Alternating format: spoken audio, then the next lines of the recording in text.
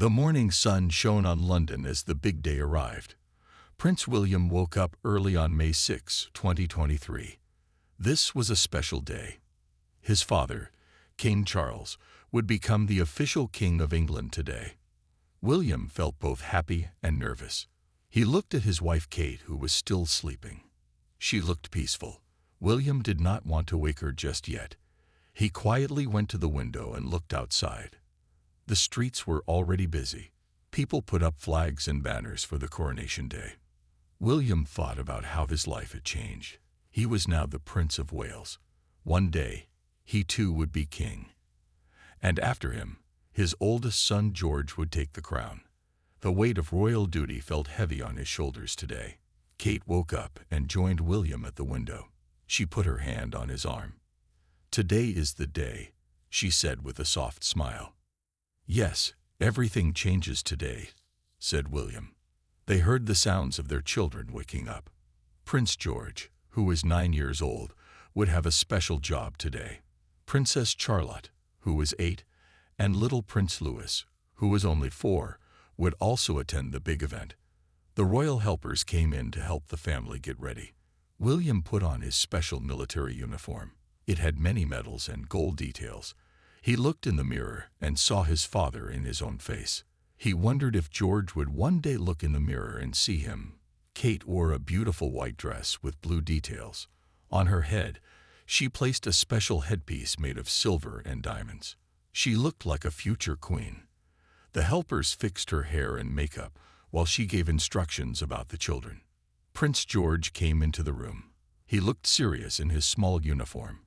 Today, he would help carry the king's robes as a page of honor. This was a big duty for a young boy. "Are you ready for your job today?" William asked his son. "Yes, father. I have been practicing," said George in a serious voice. Princess Charlotte came in next. She wore a white dress like her mother. She even had a small silver headpiece that matched Kate's. Charlotte loved to copy her mother. She twirled around to show off her dress. Little Louis was the last to come in. He wore a dark suit and looked very smart, but he could not stay still. He jumped on the bed and asked many questions. "Will Grandpa wear a big crown? Will there be cake? How long do we have to sit still?"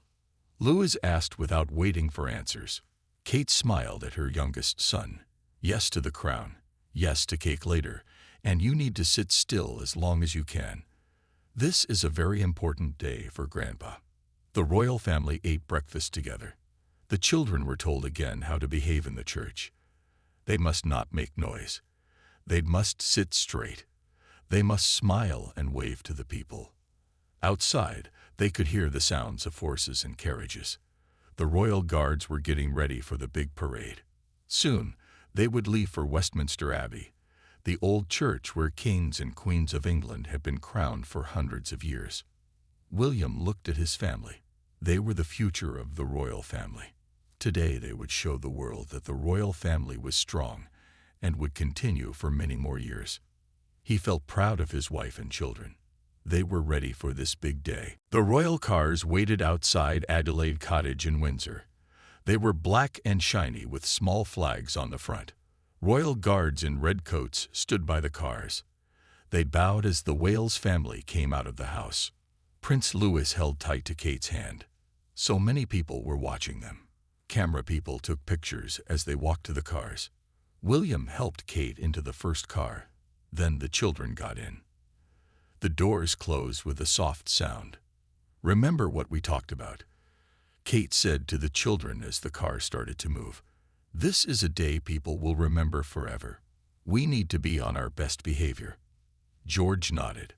He knew this was serious. Charlotte sat up straight and folded her hands in her lap like her mother. Only Louis seemed more interested in watching the streets go by than listening to instructions. The drive to London took about an hour. They passed many people who stood on the streets to see the royal cars.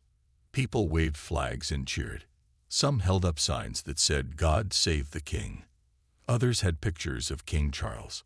"Look at all the people," said Charlotte with big eyes. "They are here to see Grandpa become king." "And to see us," added George. We are part of the royal family too." William looked out at the crowds. He remembered when he was a child at his mother, Princess Diana's funeral. So many people had lined the streets then too, but for a sad reason. Today was happier, but still serious. The cars drove through London. They passed famous places like Buckingham Palace and Big Ben. Police on horses made sure the road was clear. The closer they got to Westminster Abbey, the bigger the crowds became. Westminster Abbey was a huge old church. Kings and queens had been crowned there for more than 900 years. William and Kate had gotten married in this same church. Now they were coming back for another big event. The cars stopped in front of the church. Royal guards opened the doors. William stepped out first, then helped Kate and the children. Cameras flashed all around them. The crowd cheered loudly when they saw the Wales family.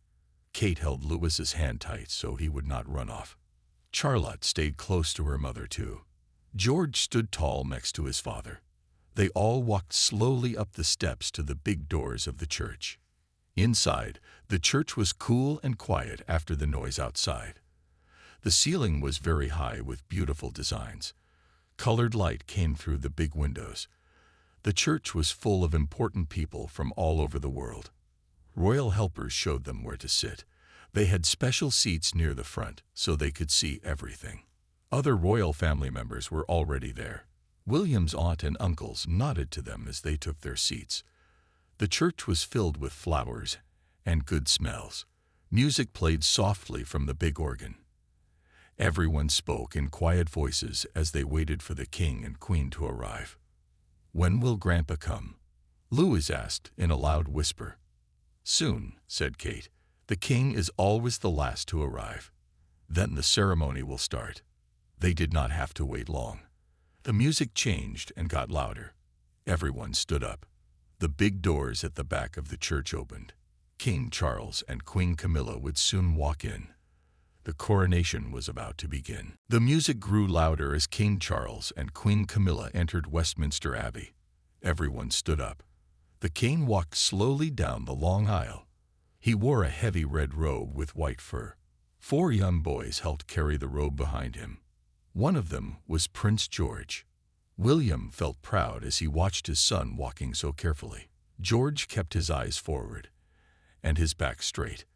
The robe was heavy, but George did not show any signs that he was tired. Kate held her breath as she watched. Her son looked so small next to the other boys, but he did his job perfectly. She squeezed Charlotte's hand. Charlotte looked at her brother with wide eyes. King Charles nodded to William as he passed by. The king looked nervous but happy.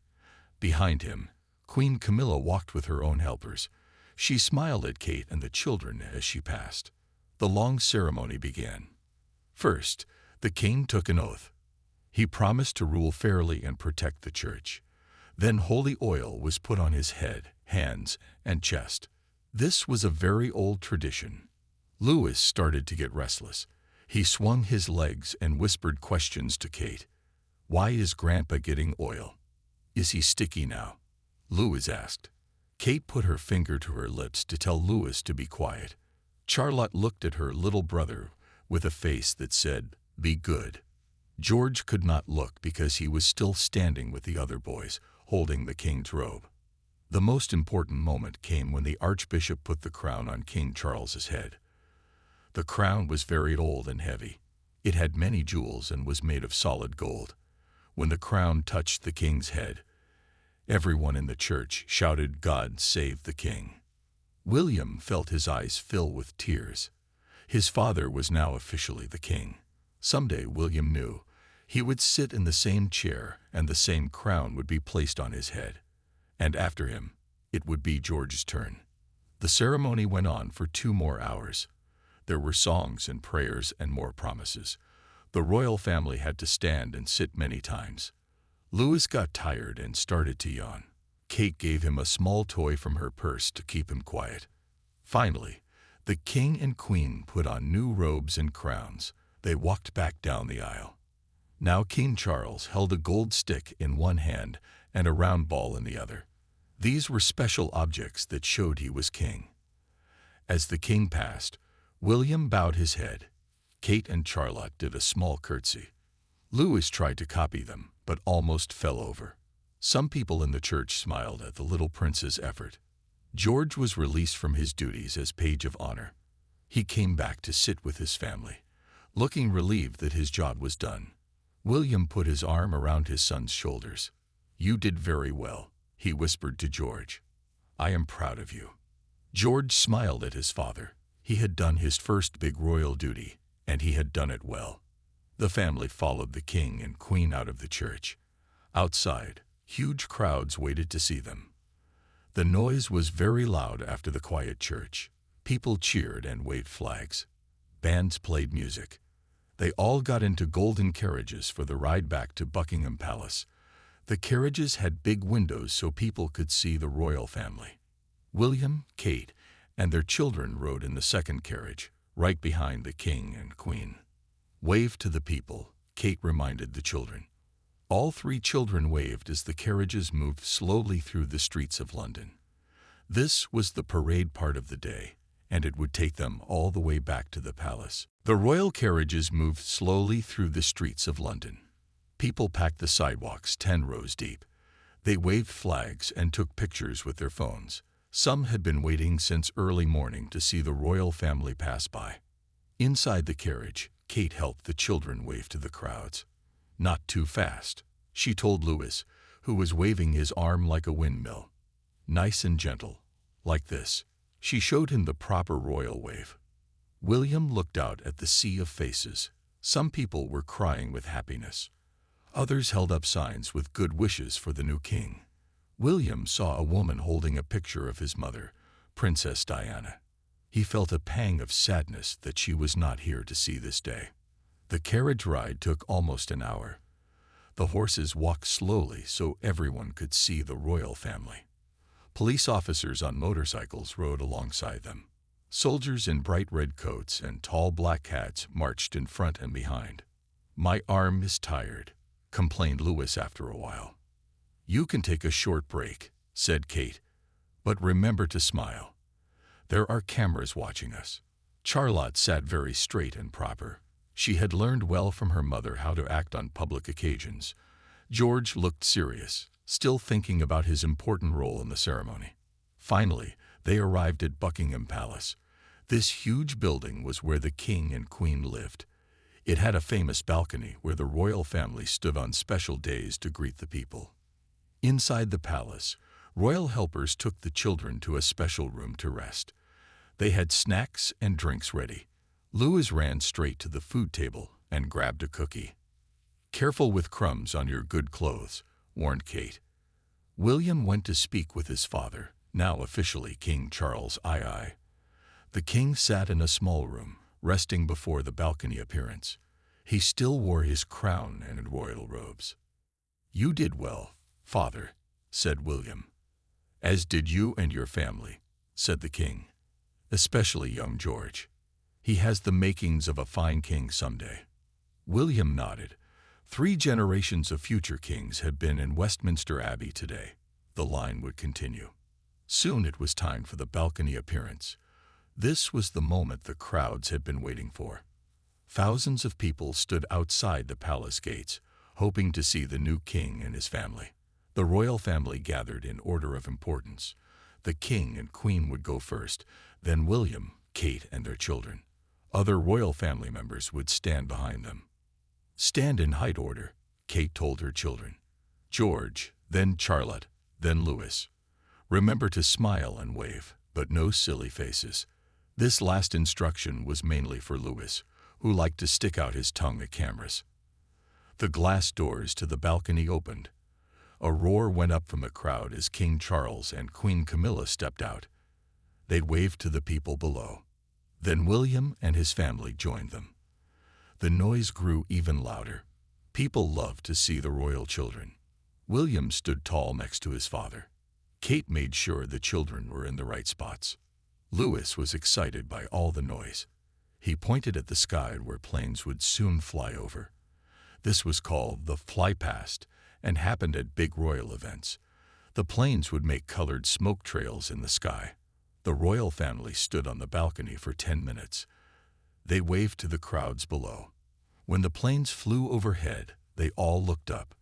The planes made red, white, and blue smoke trails, the colors of the British flag. Louis clapped his hands and jumped up and down. Even serious George smiled at the sight. Charlotte pointed out different types of planes to her brothers. After the planes passed, the royal family went back inside. The public part of the day was over. Now they would have a private family lunch to celebrate the new king. After the balcony appearance, the royal family had lunch in the big state dining room of Buckingham Palace. The table was set with gold plates and crystal glasses. Flowers from the royal gardens made the room smell nice. The children were seated at the main table with the adults. This was a special treat for them. Usually at big events, children ate in a different room. But today was a family day, as well as a state occasion. Louis looked at all the forks and spoons by his plate with confusion. "Which one do I use?" he whispered to Charlotte. "Start from the outside and work your way in," she told him. Charlotte knew many royal rules already. King Charles stood up to make a short speech. He thanked everyone who had helped with the coronation. He said he would try to be a good king. Then he raised his glass in a toast. William watched his father with new eyes. His father was no longer just father, but Your Majesty. Things would be different now. There would be new distances between them because of duty and position. The food was served by palace workers in white gloves.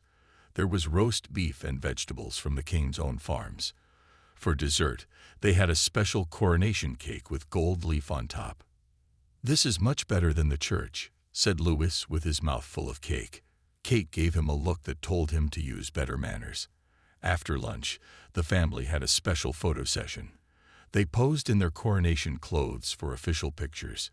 These photos would be in history books someday. The photographer arranged them carefully in order of importance to the crown. "Stand up straight," Kate reminded the children. "These pictures will last forever." The photographer took many pictures in different groups, some with just the king and queen, some with William and his family, some with all the royal cousins together. George got tired of smiling. His cheeks hurt from holding the same face for so long. But he knew this was part of royal duty. His father had done the same thing many times. When the photos were finished, the family could finally relax a little. The king and queen went to rest. They had been up since early morning, and the heavy robes and crowns were tiring to wear. William and Kate took their children to a private sitting room. Louis right away took off his tie and shoes. Charlotte carefully removed her silver headpiece and gave it to a helper to put away. "Can we watch TV?" asked Louis. He wanted to see himself on the news. "Just for a little while," said Kate. She knew the children needed some normal time after such a big day. They turned on the TV and saw news about the coronation. The reporter talked about how well-behaved the royal children had been. They showed clips of George carrying the king's robe, Charlotte curtsying, and Louis waving from the balcony. "Look, that's me," shouted Louis when he saw himself on screen. William smiled at his son's excitement. Despite all the royal duties and public pressure, they were still just children. Louis was only 4 years old, yet he had sat through a 3-hour ceremony and a long carriage ride with only a few wiggles. "You all did very well today," said William to his children. "You made the family proud." George beamed at his father's praise. Charlotte smiled shyly. Louis was too busy watching himself on TV to notice. Later that afternoon, they would return to their home at Adelaide Cottage. The grand day was coming to an end. The coronation of King Charles II would go down in history as a success. William looked at his family with love and pride. They had passed their first big test as the new main royal family. There would be many more such days in the future, but today had shown that they were ready. Evening came after the long coronation day. The Wales family left Buckingham Palace to return to their home at Adelaide Cottage in Windsor. The drive was quiet. The children were tired after the big day. Louis fell asleep in the car, his head resting on Kate's arm. Charlotte looked out the window at the passing lights of London. George sat tall like his father, thinking about all that had happened. "You were perfect today," William said softly to Kate. She smiled at him. They had been through many big royal events together, but this one felt different. The crown was getting closer to them. One day it would be their turn to sit in those ancient chairs at Westminster Abbey. When they arrived home, the house was warm and welcoming. Their nanny Maria helped get the sleepy children ready for bed. Louis woke up just enough to brush his teeth and put on pajamas before falling back to sleep. Charlotte wanted to keep her special dress a little longer. "Can I look at it again tomorrow?" she asked as Kate hung it up carefully. "Of course," said Kate. "Maybe we can put it in a special box to keep it safe." George had more questions about the day. As the oldest, he understood more of what had happened. He knew that he had been part of history today. "Dad, when Grandpa became king today, that means you became the first in line to the throne, right?" George asked as William came to say goodnight. "That's right," said William. "And you are second in line now." George thought about this. "And someday after you, it will be my turn." William sat on the edge of his son's bed. This was a heavy thing for a 9-year-old to think about. "Yes, but that is a long time away. You have many years to learn and grow first." "Was it hard to carry Grandpa's robe today?" asked Charlotte from her bed across the room. "A little," admitted George. "It was heavier than I thought. But the other boys helped."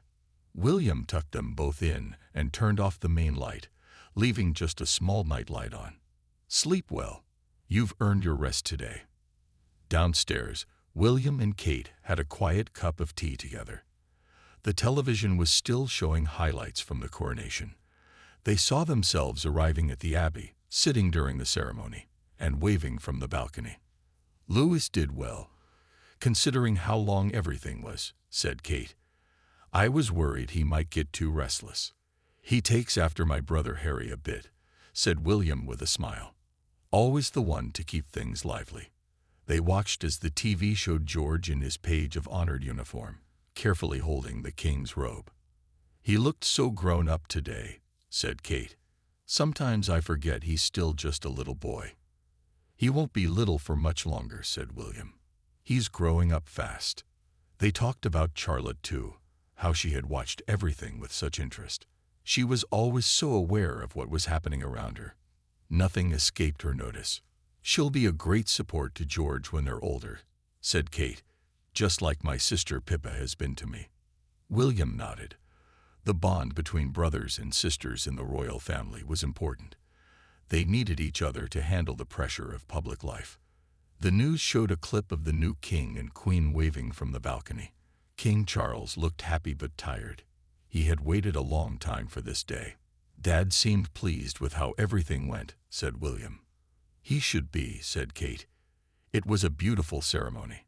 They finished their tea and went upstairs. The house was quiet now. All 3 children were asleep after their big day. William paused at each child's bedroom door, looking in at their sleeping forms. Today they had been royal children on display. Tonight, they were just his sons and daughter, safe in their beds. In George's room, the page of honor uniform hung neatly on a hook. In Charlotte's room, a small replica of Kate's silver headpiece sat on the dresser. In Louis's room, a toy soldier from Uncle Harry stood guard. William and Kate went to their own room, tired but happy. The coronation day was over. Tomorrow would be a normal Sunday for the family. But things had changed today, in ways both big and small. The royal line had moved forward one step. The day after the coronation was much quieter for the Wales family. They had a late breakfast in their kitchen at Adelaide Cottage. Louis spilled his orange juice twice, making everyone laugh. It was good to be normal again after such a big royal day. "Can we see ourselves in the newspapers?" asked Charlotte. She knew that royal events were always in the papers the next day. William brought several newspapers to the table. The front pages all showed pictures from the coronation. There was King Charles with his crown, the Queen with her own smaller crown, and many pictures of William, Kate and the children. "Look at this one," said Kate, showing them a picture of Louis yawning during the ceremony.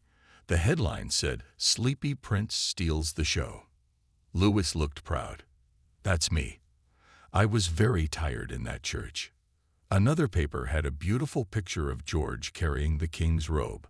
The headline called him, "The Future King at Work." George looked at this picture with serious eyes.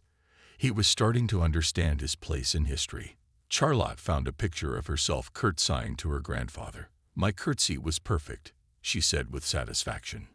"Yes, you did very well," said Kate, smoothing Charlotte's hair. After breakfast, the children wanted to play outside. It was a sunny day, and they had been inside or in carriages all day yesterday. They needed to run and be free. The family went into their private garden. Unlike the huge gardens at Buckingham Palace, their garden at Adelaide Cottage was cozy and personal. The children had a small playground with swings and a slide. Louis ran straight to the swings. "Push me high," he called to William. William pushed his youngest son on the swing. Louis laughed with joy as he went higher and higher. This was a different kind of happiness from the serious ceremony yesterday. Charlotte and George played a game of catch with a soft ball. They were still talking about yesterday's events as they threw the ball back and forth. "Do you think I'll have to wear a crown like Grandpa when I'm king?" George asked his sister. "Of course," said Charlotte. "All kings wear crowns, but yours will be cleaner. Grandpa's crown looked very old." Kate smiled as she listened to them. Children had such simple ways of seeing things. To Charlotte, the Street Edwards crown was just an old crown, not a priceless treasure from 1661. Later that morning, the telephone rang. It was King Charles calling to thank them for yesterday. "You were all wonderful," said the king. "Especially the children. They behaved so well." William put the phone on speaker so Kate could hear too. "Thank you, Father. It was a magnificent day. I've been getting messages from leaders all over the world," said the king. Everyone thought the ceremony went perfectly. After the call, William looked thoughtful. His father had a new voice now, the voice of a king, not just a father. There was more distance between them already. In the afternoon, they had visitors. William's cousin Zara and her husband Mike came with their children. The royal cousins played together while the adults talked about the coronation. "Louis was the star of the show," said Mike with a laugh. "He's got so much personality." "Just wait until he's a teenager," said Zara. "He'll keep you on your toes." William and Kate smiled. It was nice to be with family who understood the strange mix of public duty and private life that came with being royal. The children played a game of hide and seek in the garden. They chased each other around trees and bushes, laughing and shouting. These were the normal childhood moments that William and Kate tried hard to give their children despite their royal status. As evening came, the family had a simple dinner together. Louis told a funny story about a dream he had where he wore the king's crown and it fell over his eyes because it was too big. "Maybe you can try my crown when you're older," said William. "It's smaller than Grandpa's." "Will I get a crown too?" asked Charlotte. "Princesses sometimes wear tiaras, not crowns," explained Kate. "I have a few you can see someday." After dinner, the children got ready for bed. Tomorrow was a school day. Even royal children had to go back to normal life after big events. William read them a bedtime story. It was about a prince who went on an adventure. The children listened with sleepy eyes. Soon they were all asleep, dreaming perhaps of crowns and carriages and cheering crowds. The coronation weekend was over. Life would go back to its normal rhythm. But the memory of this historic day would stay with the Wales family forever. A week passed after the coronation. The Wales family settled back into their normal routine. The children went to Lambrook School each day. William and Kate returned to their royal duties. At school, George, Charlotte, and Louis found that they were now even more famous than before. Their classmates had all watched the coronation on television. Some had even been in London with their families to see the parade. "My mom said you looked like a real prince in your uniform," one boy told George during break time. George didn't know what to say. He was a real prince, but he didn't feel different from his friends.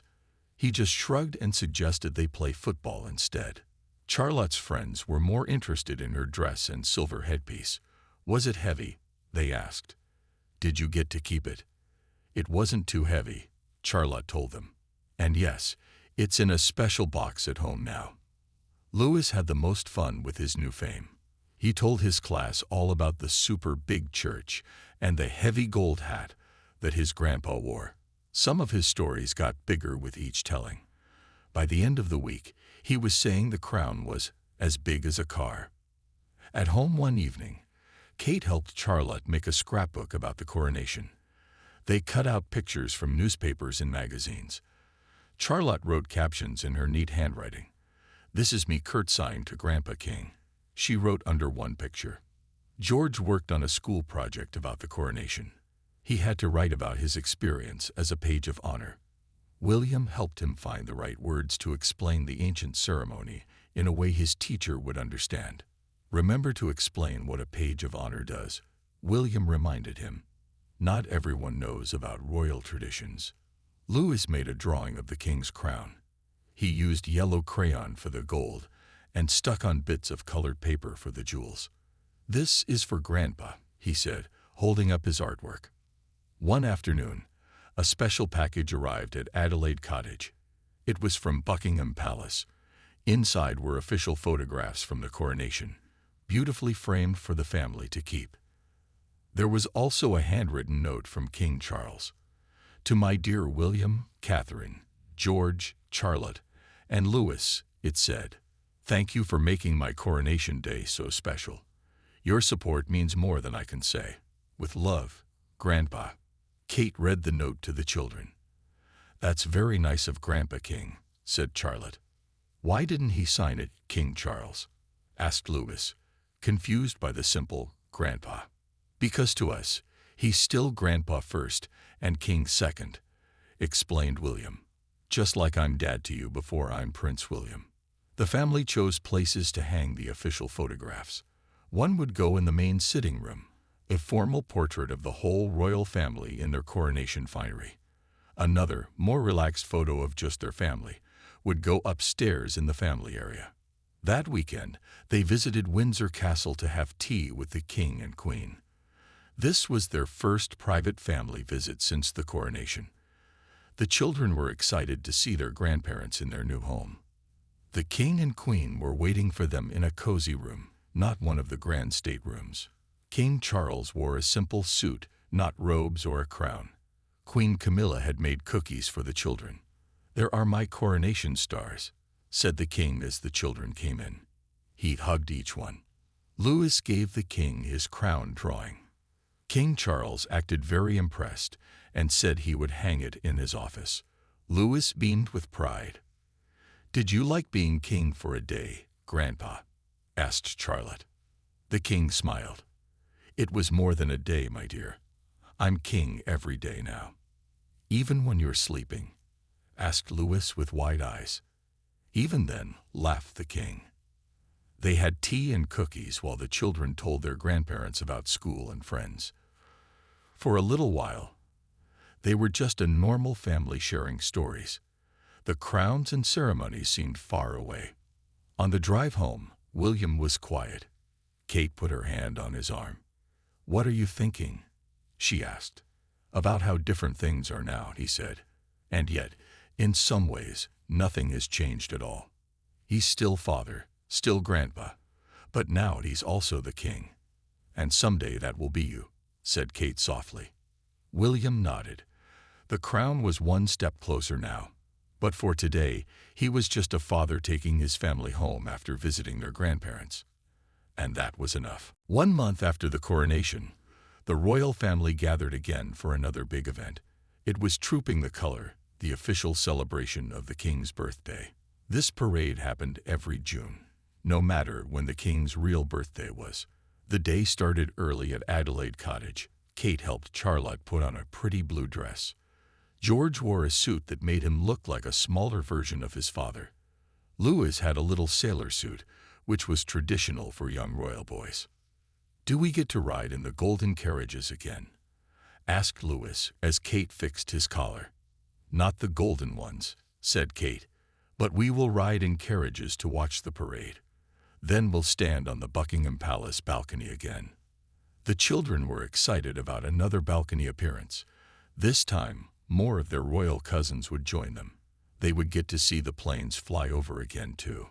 William wore his red military uniform with gold braid and medals. He would ride on horseback during the parade, not in a carriage with his family. This was a tradition for male royal family members. "You look very handsome, Dad," said Charlotte when she saw her father in his uniform. "Thank you, Princess," said William with a smile. He kissed Kate goodbye. "See you at the palace." William left early to join the king and other royal men at the Horse Guards parade ground. Kate would bring the children in a carriage a little later. When it was time to leave, royal cars took them to where the procession would begin. There were many carriages lined up. Kate and the children got into one with the Queen. "Hello, my dears," said Queen Camilla. She wore a light green dress and hat. "Ready for another big day?" The children nodded. George and Charlotte sat up straight, remembering how to behave in public. Louis tried to copy them, but soon started looking out the window at all the soldiers and horses. The procession began. Soldiers in bright red coats and tall black bearskin hats marched in perfect lines. Bands played music. Horses with shiny coats and braided manes pulled the carriages. People lined the streets to watch. They waved and cheered as the royal carriages passed by. The children waved back, remembering to use the proper royal wave that Kate had taught them. At the Horse Guards parade ground, they watched the military ceremony. Hundreds of soldiers performed complicated marching patterns. The bands played more music. The king inspected the troops from horseback. William rode on a large black horse. He sat very straight and proud in his uniform. The children pointed him out to each other when they saw him. "Dad looks like a soldier from a storybook," said Charlotte. After the parade, all the royal family returned to Buckingham Palace. The king and the princes rode their horses all the way back. The others went in carriages. At the palace, they got ready for the balcony appearance. Royal helpers made sure everyone looked perfect for the cameras. Kate straightened Louis's sailor collar again. Charlotte checked her hair in a mirror. George stood tall next to his father, who had changed from his riding boots back to regular uniform shoes. "Remember to smile and wave," Kate reminded them. "There will be thousands of people watching." When the glass doors opened, they stepped onto the famous balcony. The noise from the crowd was very loud. People filled the mall, the wide road leading to the palace. They waved flags and cheered for the royal family. The king and queen stood in the middle. William, Kate, and their children stood to the right. Other royal family members spread out on both sides. They made a perfect picture of the royal family, with 3 generations of kings, present and future. Louis jumped up and down with excitement when he saw the planes coming. This time he was ready for them. The red, white, and blue smoke trails filled the sky above the palace. Everyone looked up and smiled. When they went back inside, Louis had a question. "Daddy, when you're king, can I stand in the middle of the balcony with you?" William picked up his youngest son. "That's a long time away, Louis. By then, you might be a tall young man, not my little boy anymore."